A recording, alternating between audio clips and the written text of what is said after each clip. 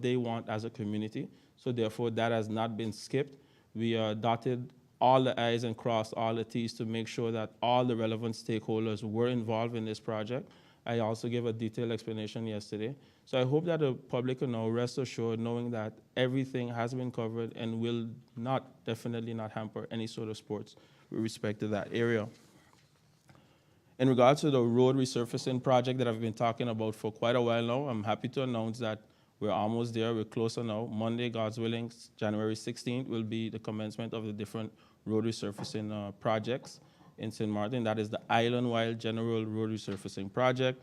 They will also be published in the areas of which will be closed off, so this will be published as well in the coming days. And last but not least, I would like to proudly announce that yesterday I had a great opportunity and privilege to hand over keys to the newly renovated 24 units in Belvedere. Some of the units as well as cater to the differently abled persons. So I must say that it is a great feeling to finally have the residents back in their homes. They were extremely happy and ecstatic. I know that it took some time, but I must say that since the inception of Belvedere, this is the first time that such a major overhaul has been done. I would like to thank all the stakeholders involved, the Dutch Trust Fund that was provided, the NRPB staff, the Ministry of General Affairs, the Ministry of VROMI, and every single stakeholder, especially including the St. Martin Housing Development Foundation, for the hard work that they put in making this a reality. I must say that there are greater things to come. I mentioned that 2023 is a year of forward movement, and that is the intention and that is the commitment from the Ministry of Rami. Thank you, Rebecca. Thank you, Minister Duran, for your opening remarks. At this time, I would like to invite the Honorable Prime Minister and Minister of General Affairs, Severa Jacobs, to address you. Prime Minister Jacobs, you have the floor. Thank you very much, Relaika. Good morning to you. Good morning to my colleague ministers, and of course, to the people of St. Martin, the media following. And I would like to take this time also to welcome our new Minister of TEAT, Mr. Lambri, to the fold. Many have been waiting for quite a while, and I also want to take the time to thank Minister Omar Otley for so dedicatedly taking up the task of both ministries for these past months. It has been quite a strain on him, but he has done a great job. So thank you, Minister. And of course, with the transition taking place, we expect the same great level of execution to continue. So large shoes literally to fill, Mr. Lambri, but I'm sure with all the support that you will be having, that this will be a success for the ministry, for government as well. I look forward to us working together. I have just one short announcement. We did have meetings this week together with the Minister of Education and our support staff with the State Secretary of Culture and Media, Ms. Uslu, State Secretary Uslu, who came with an entourage to make connections with St. Martin and is going through the rest of the Caribbean part of the kingdom as well. It was good to hear the initiatives that can come forth from this, including much needed support for the archiving department, which is in General Affairs, as well as, of course, Culture and Heritage, which falls under the Ministry of ECYS and the Department of Culture. They were also able to meet with several NGOs, et cetera, and I think it's a good step forward for St. Martin to be able to have access to not just the technical assistance that can come through this ministry of OCWA, which is Education, Culture, and Science.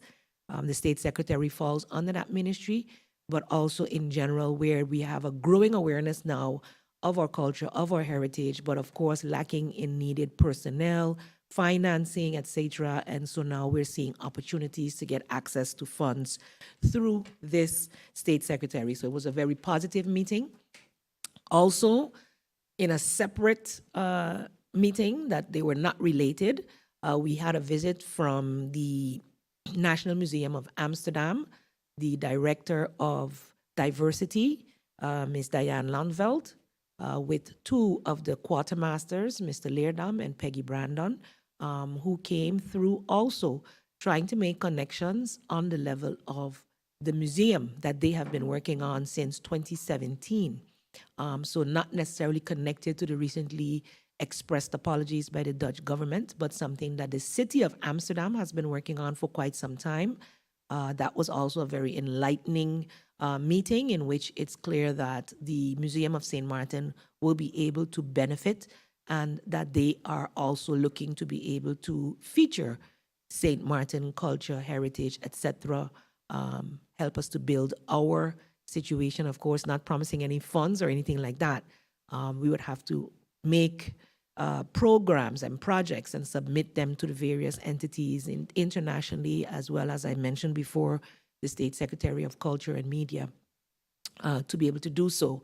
So it is a good week as we come now, as I mentioned before, that we are working to establish our own commission, and I'm looking forward to that, because I saw last evening in the public meeting that was held, even though many of the persons who attended didn't know about it publicly, they just heard about it and came through. Any further engagements will be more public, but the one that the government of St. Martin will be hosting will indeed be very, very public. And so I encourage all those who are interested in our past, in preserving it, in having a voice in the manner in which government gets the advice moving forward, to look out for that invitation and make the opportunity to be involved. Lastly, Rolika, if I may, as Prime Minister, I am hosting the quadripartite ministerial consultations this week.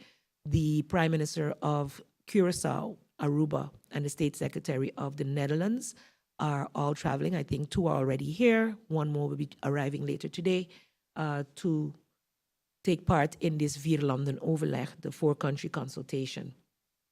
We will be kicking off with a reception this evening and the conference tomorrow, which will last all day tomorrow and into Friday, after which we will be hosting a press conference. This will be held at the Sonesta Maho, and the media will be invited for this. The press conference is slated to be between 3 and 4 p.m. on Friday.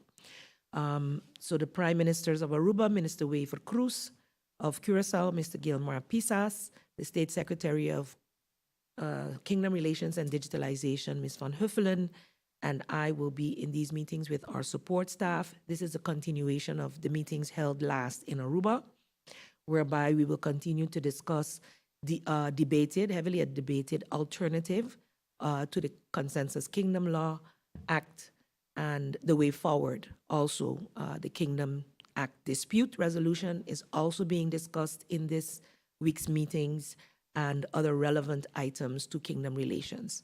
Of course, I look forward to updating the media at the end of the conference, but just to update that this will be indeed a very, very busy week, important week for the kingdom right here on St. Martin.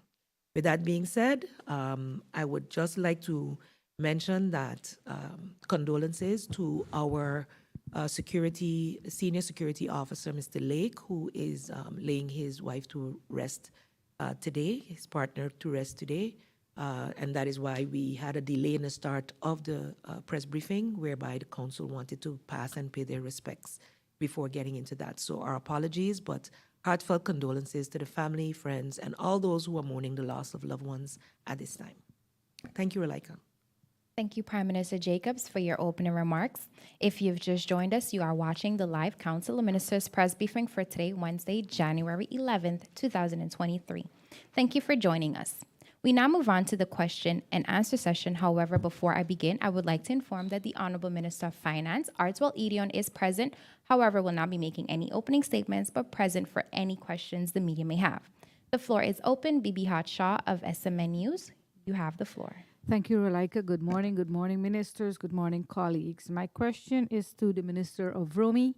Minister Doran, can you tell us exactly when the old government building will be demolished? I mean, the goalposts have been moving quite often, and up until now, we haven't had any concrete information as to exactly when this building will be demolished. Also, can you tell us, I took notice that you mentioned the road surfacing will start soon, but can you tell me why the public works men, why did they stop the pothole filling and the little road patching?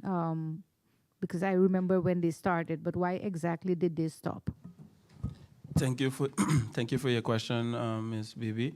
Regarding the demolition of the former government building, as I mentioned, we are in the final stages of that. it will commence very soon. I cannot say the exact date because we have to sign the contract with the awardee. We received the final report in collaboration with SOAB and the Ministry of Vromi in the evaluation. So that was received last week. So the final awarding advice is on its way to me. As you know, the staff have to have their due diligence where they're currently putting that together to come to me. Hopefully by next week, it's by me for approval, and then by the CoM, and then we move forward from there. It is a top priority. As we see, we're able to make very good use of the former post office lot in terms of parking. So that is definitely a top priority. It's a high ISO for me as well, just so that that is clear. We know that going back, the reason why this was not completed when the post office and the justice building was done, because there were certain chemicals that had to be tested. So we have to do our, in Dutch it says, zorgvuldigheid, due diligence to make sure that our, not only our staff, but any contractor that is awarded is safe and know the material that is being dealt with. So that was done, that was remediated, all of that was done, and hence the reason why that took so long. With respect to the potholes and the patching, the regular patching that they do, that has not stopped. That is, they were even busy on the road yesterday and all doing it, but you know that there was a lack of products a couple of weeks ago with Aquafalt, and we were able to get that supply a couple of days ago, and they have been doing it all week, even last week as well. They commenced back last week, and they're even up to yesterday. I think now they're on the road as well. I just received some pictures. I'm not sure if that's late yesterday or if that's early this morning. So just so you know that that is taking place. Thank you. Thank you, Minister Duran, and thank you, Bibi, for the question. I would now like to invite Lyndon Brown of BCN TV. You have the floor. Good morning to the people of St. Martin and the ministers that are present here today. And question to the newest minister, Mr. Leo Labdi. If I've seen it right, I will get familiar with Labdi. Yeah. Anyway, as we continue, Minister, tell us. I mean, I can see the Minister Atley is free. He feels a burden left off his shoulder. Do you accept that burden? And what is the first thing on your list, Minister? Thank you for your question, Mr. Brown. As discussed a few minutes ago when I gave my press briefing, I said I would let everyone know in the coming days, a few days from now, exactly what roadmap we're going to take and which steps will be taken. And that would also outline exactly what is critical, what is not critical, what is more important, what is not more important. So just look forward for that in the next few days, and you will have all of those answers. And my name is Lambrix with an X at the end. Thank you, sir. Thank you, Minister Lambrix. I would now like to invite Andrew Dick of TV15. You have the floor. Thank you, Ms. Roach, and good morning to the ministers. I see that the Minister of Justice is not present, so my question is directed then to the Prime Minister concerning the justice workers and the payment that they are waiting on. Any update on that?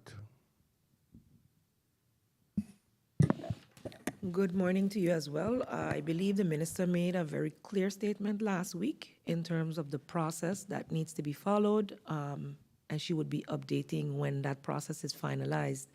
I do believe she also mentioned something, Minister of Finance, if I can,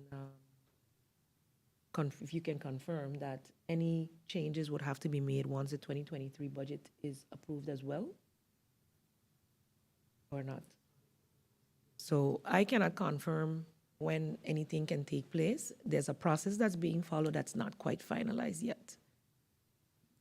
So do send that question to the minister in writing. Thank you, Prime Minister Jacobs, and thank you, Andrew. We now move on to the second round. Bibi, you have the floor. Thank you, Relaika. My question is to the Minister of Finance. Minister, I know you're not the Minister of Education, but you're the man dealing with the money. Can you tell us exactly why the Prince Willem Alexander School was never completed, and if there is funds available for the completion of this school? Thank you for your question, Misha. I don't know exactly why it was never completed. I do know that this project, the school, was not delayed because of hurricane, because the delay started before the hurricane. So it was not a hurricane, it was not a pandemic.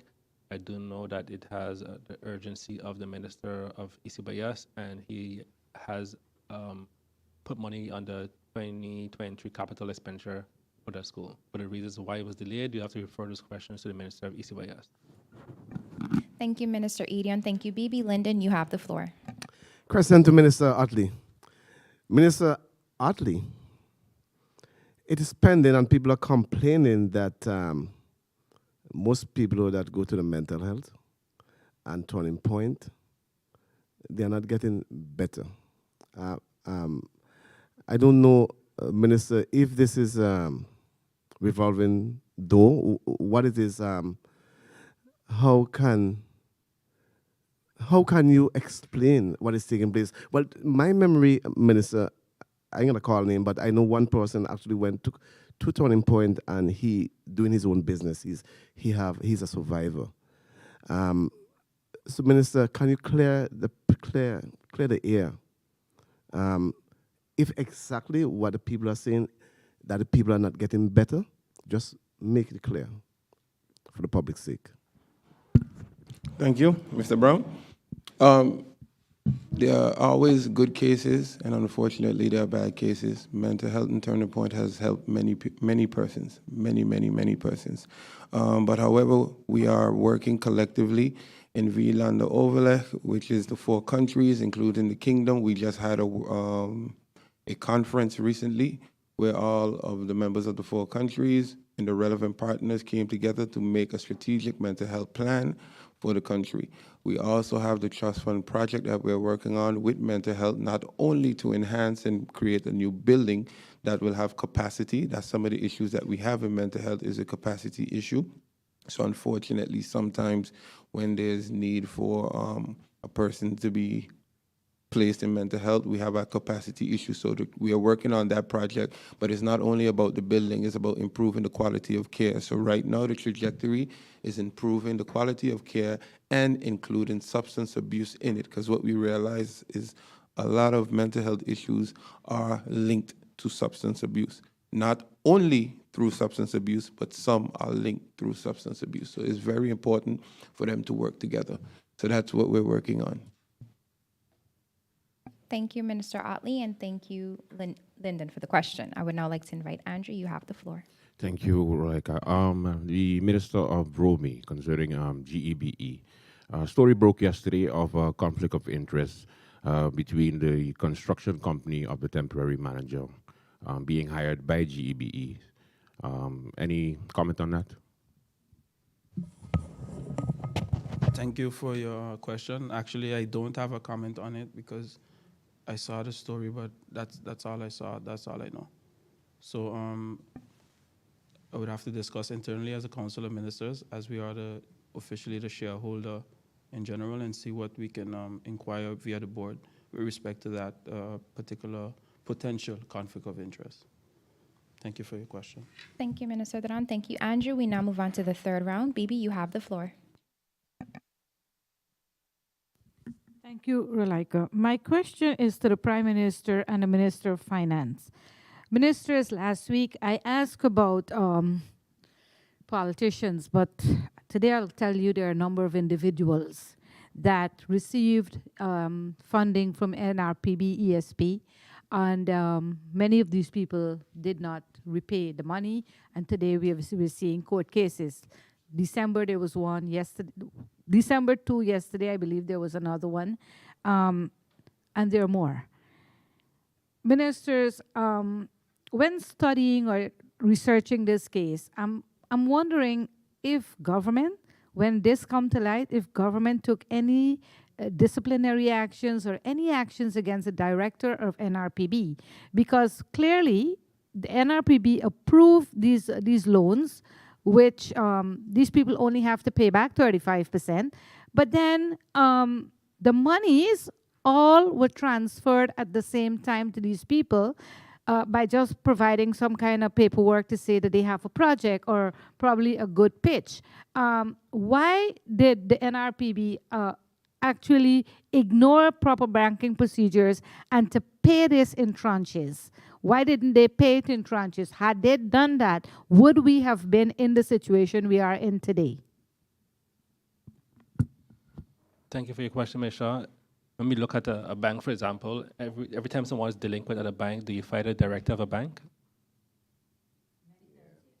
Yes, so all the delinquency we had in St. Martin and the Caribbean, if we don't fight a director of the bank. And on top of that, you're speaking very matter of factly, but you really don't know if those are the facts. So you don't know who was gotten paid in tranches or not. So it's hard to answer that question in a sense because you're not speaking facts. Individuals have a responsibility. Individuals have gotten money. They've gotten money at a 65%, let's say, discount. They've had agreements with the NRPB.